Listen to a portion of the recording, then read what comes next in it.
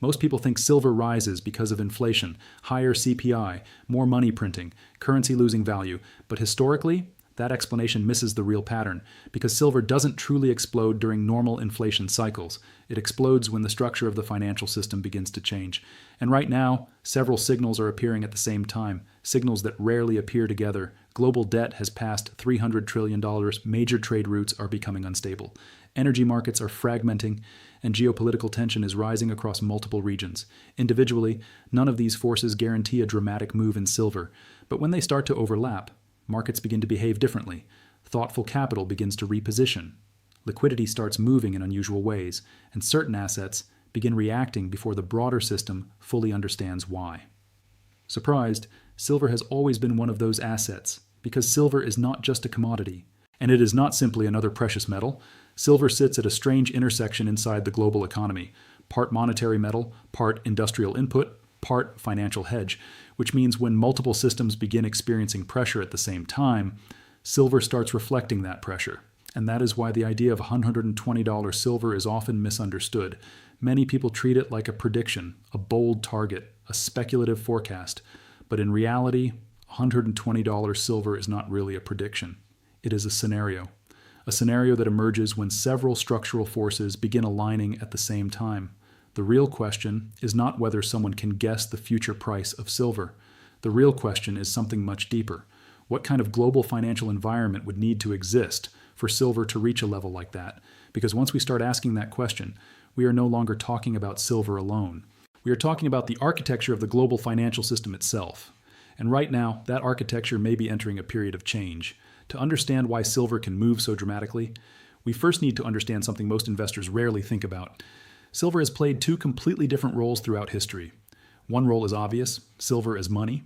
For thousands of years, silver circulated directly inside everyday economic life. Coins, trade settlement, daily transactions. Empires across Asia, Europe, and the Americas relied on silver as a monetary foundation.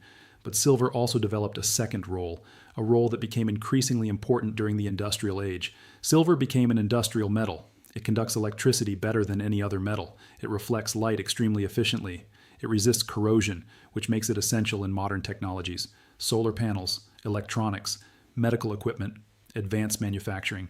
This dual identity makes silver unique, because it means silver reacts to two different systems at the same time: the monetary system and the industrial production system. Most commodities depend almost entirely on economic growth. If global manufacturing slows, industrial metals usually fall. But silver behaves differently, because when economic stress appears inside the financial system, the monetary demand for silver can rise, even while parts of the industrial economy weaken. This is why silver sometimes behaves quietly for long periods, and then suddenly moves with extreme speed. For years, it can remain trapped between industrial demand cycles and investor attention. But when systemic pressure begins appearing inside the financial architecture, the balance changes. Capital starts searching for assets that sit outside traditional financial structures, assets that cannot be printed, assets that cannot be digitally expanded, assets that have survived multiple monetary systems before. Historically, gold tends to move first. Gold responds quickly to fear, uncertainty, and currency risk, but silver behaves differently. Silver often reacts later, not because it is weaker, but because it requires a stronger signal. It tends to move once the pressure inside the system becomes more structural than emotional, and when that shift happens, silver has historically moved faster than gold, sometimes dramatically faster, which raises an important question. If silver tends to respond when systemic pressure increases, what kind of pressures are building inside the global system today? Because the environment we are seeing now may be setting the stage for exactly the kind of conditions where silver begins to react. To understand the environment silver is reacting to today, we need to step back and look at something much larger than metals: the global debt system. Over the last several decades, the world economy has expanded through a very specific mechanism: debt expansion. Governments borrow to stimulate growth, corporations borrow to expand operations, consumers borrow to increase spending. And for many years, this structure worked. Low interest rates made debt manageable. Central banks provided liquidity during crises, and financial markets absorbed increasing levels of leverage. But the scale of debt today has reached a level that previous monetary systems never experienced. Global debt has now exceeded $300 trillion. That number is difficult to fully visualize, because it represents more than just government obligations. It includes corporate borrowing, household liabilities, financial system leverage, and sovereign debt across both developed and emerging economies.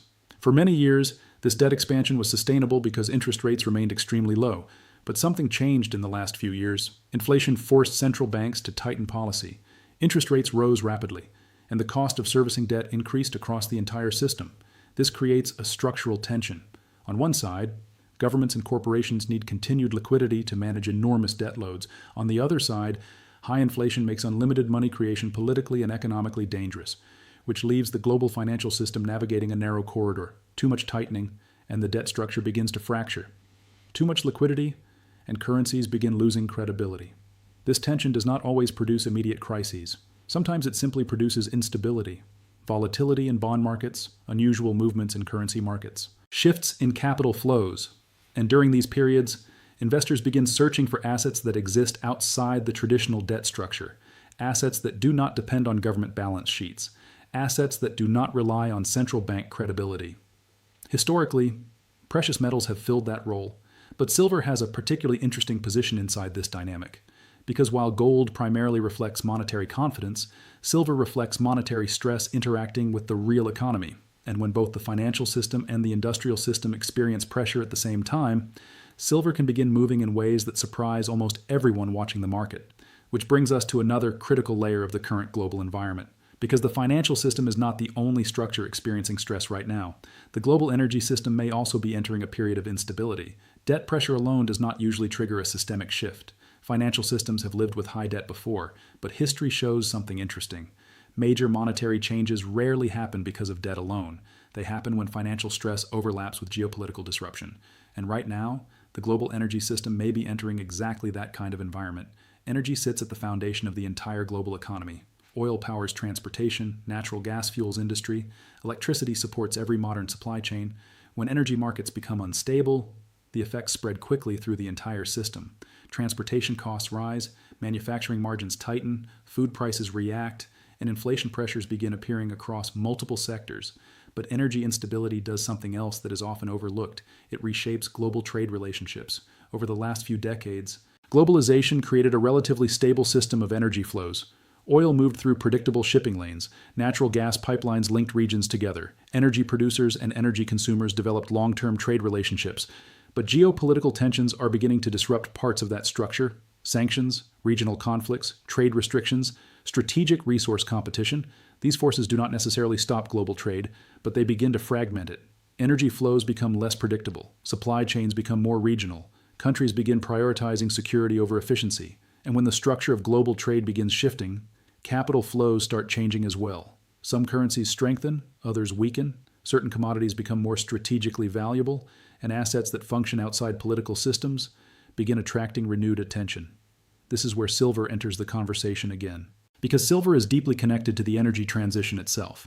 Modern solar panels require silver. Electrification infrastructure requires silver. Advanced electronics require silver. In other words, silver is both a monetary asset and a material of industrial transformation, which means when the global economy begins shifting toward a new energy structure, silver demand can increase from multiple directions at the same time. And when multiple demand channels begin interacting, price movements can become extremely nonlinear, slow for long periods, then suddenly explosive. But even this does not fully explain the possibility of something like $120 silver, because one final layer may be even more important than debt or energy: the structure of the global monetary order itself. For most of the modern financial era, the global monetary system has operated around a single central pillar: the US dollar, international trade, energy pricing, global reserves, financial settlement systems. For decades, a large portion of the world economy has flowed through dollar-based infrastructure. This structure created enormous efficiency. Countries could trade using a common financial language. Capital could move quickly across borders. Global markets could operate with a shared reference currency. But systems built on a single central pillar always carry a hidden risk. If too much weight accumulates on that pillar, pressure begins building underneath the structure. And over time, some countries begin looking for alternatives. Not necessarily because they want to replace the system immediately, but because they want optional pathways. Over the last several years, those alternative pathways have quietly started expanding. Some countries have increased bilateral trade settlement in local currencies. Regional payment networks have started developing. Energy trade agreements are slowly becoming more diversified, and central banks around the world have been accumulating gold at the fastest pace seen in decades. These changes are not dramatic headlines. They are structural adjustments, slow shifts happening beneath the surface of the global financial system. But history shows that when monetary systems begin shifting, the repricing of certain assets can follow. Gold has historically been the primary reference asset during those transitions, but silver often participates in a different way, because silver sits between monetary value and industrial demand. If confidence in parts of the monetary system weakens, precious metals can rise. If the industrial economy continues expanding through electrification and energy transition, silver demand can rise as well. And when both forces interact, silver can sometimes move far more aggressively than most investors expect, which brings us to something many market participants have started discussing recently, the idea of triple-digit silver, prices like $100 or even $120 per ounce. To many observers, those numbers sound unrealistic, extreme, speculative. But once we look at the structural forces building underneath the system, the question becomes more interesting, because the possibility of $120 silver is not really about forecasting a number. It is about understanding what kind of global environment could produce that number. And history suggests that environments capable of producing explosive silver moves have appeared before. If we look back at the history of silver, one pattern becomes very clear. Silver rarely moves in a slow, steady line. Most of the time, it does almost nothing. Years can pass with only modest price changes. Investors lose interest, markets focus on other assets, and silver quietly sits in the background. But every few decades, something unusual happens. Silver doesn't just rise, it accelerates, not gradually, but violently. Large moves compressed into surprisingly short periods of time.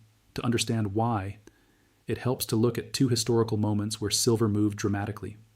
The first occurred during the monetary turmoil of the 1970s. The global financial system was undergoing a major transformation. The Bretton Woods system collapsed. The dollar was no longer tied to gold. Inflation surged across much of the developed world. Confidence in monetary stability weakened. And during that decade, silver moved from roughly $150 per ounce to nearly $50. That wasn't just a price increase, it was a repricing event. The second major moment appeared decades later, around 2011. This time the trigger was different. The global financial crisis had shaken confidence in banks. Central banks launched massive liquidity programs. Interest rates fell towards zero. Financial markets became saturated with monetary stimulus. And silver once again surged dramatically, rising from under $10 in 2008 to nearly $50 by 2011. Different eras, different catalysts, but both moments shared a similar structure. Silver did not rise because of a single headline. It rose because multiple systemic pressures appeared simultaneously. Monetary instability, financial stress, shifting investor behavior. And once silver began attracting large flows of capital, the relatively small size of the silver market amplified the move. That detail is often overlooked. Compared with many other global markets, silver is actually quite small, which means when large capital flows begin entering the market, prices can move much faster than most people expect.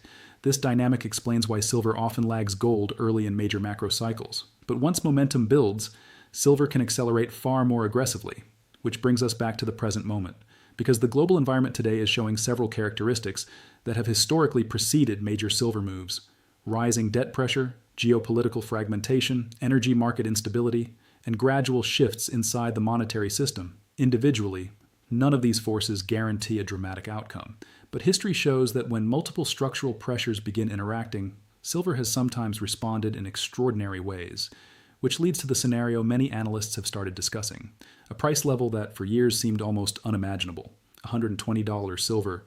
So what kind of world would need to exist for silver to reach something like $120 per ounce? Not a prediction, not a guess, a scenario. Because when we examine past silver explosions, they were never driven by a single factor.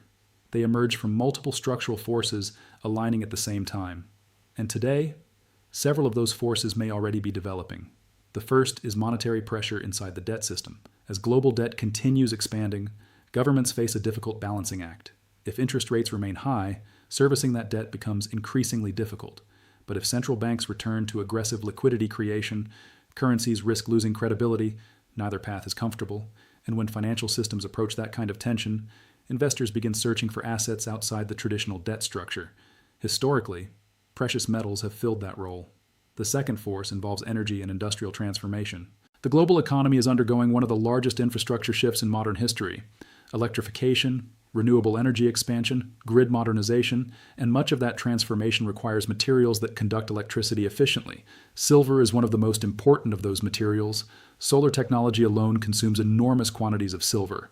As energy systems expand, industrial demand for silver can increase alongside monetary demand. That combination is unusual because most assets respond to either industrial growth or financial stress. Silver can respond to both. The third force involves capital flows during periods of systemic uncertainty. When financial systems experience instability, capital does not move randomly. It tends to concentrate into a relatively small group of assets: government bonds, reserve currencies, and historically, precious metals.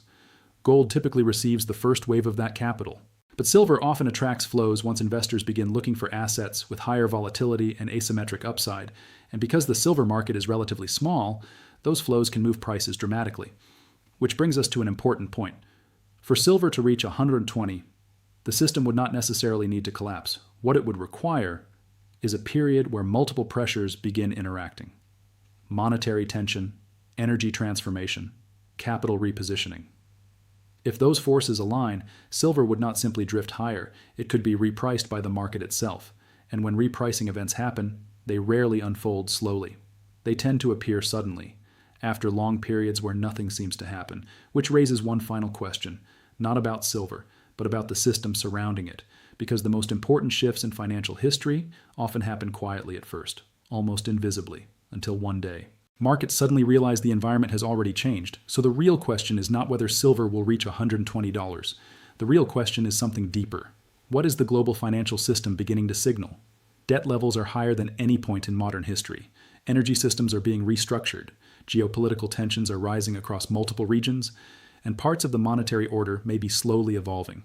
Most of the time, markets adjust to these pressures gradually, quietly, but occasionally, the structure of the system shifts faster than expected. When that happens, certain assets begin reacting early, not because investors fully understand the change, but because the market begins sensing it. Silver has often played that role in the past, not always, not predictably, but when systemic pressure rises high enough, silver sometimes moves in ways that seem impossible beforehand, which is why the conversation about $120 silver is often misunderstood. It is not really about predicting a number. It is about recognizing the possibility that the architecture of the global system may be evolving, and if that evolution accelerates, some assets may be forced to reprice, sometimes dramatically. So the real question is not whether silver will reach $120. The real question is this: if silver ever does reach that level, what kind of world will we be living in when it happens?